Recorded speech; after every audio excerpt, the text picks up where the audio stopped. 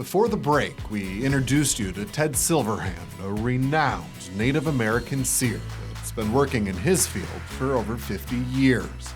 A gift that he says starts with simple communication.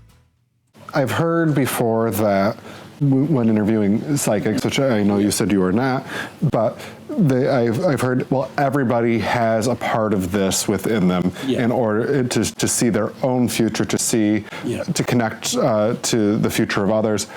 Do you believe that? It's hard to see, to predict myself because I'm too close.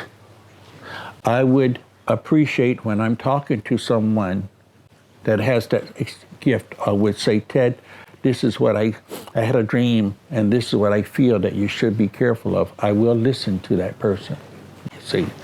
Because we all do have a gift, that's true, the gift of being able to communicate. Ted is a master communicator, which you may have heard starts with listening. One of the things I love about what you do and the premise of what you do is that it's all based on listening. Right.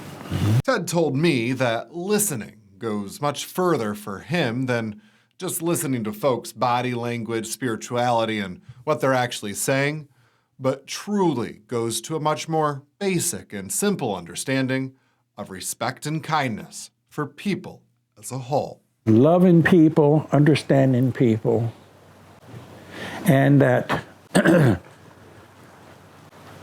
only God forgives, man never will. And that being nice to one another, everyone has a point. And not to dismiss people like they are nobodies, because we're all somebodies.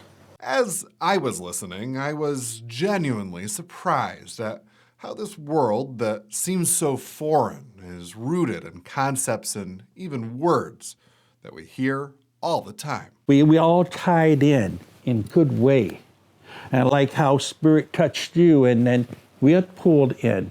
It's called networking, but then it's a spiritual web, how we weave that web of that blanket of things. Well, with familiar business terms like networking, it's easy to see some similarities in cultural think. Ted pointed out his value on money, a value he says many of us might want to rethink. We are one within spirit. And I think, and people laugh and say, yeah, we sold away, we gave away Manhattan back there for 75 cents or something like that, because money has no value. And you're going to see one day, as with this thing, with this virus and stuff, money can't fix that. This somehow pivotal, different way of thinking, listening to things in the present and looking back at things in the past, is how Ted claims he can foresee the future. Why is it important for people to know that information? If you do not know from where you come, how do you know where you're going? Practicing this seemingly simple concept has led Ted to do this work successfully for over 50 years, including for American icons like Elvis Presley and Johnny Cash. He looks back at some of those stories after the break. First of all, Johnny Cash was a fantastic person, but at the same time,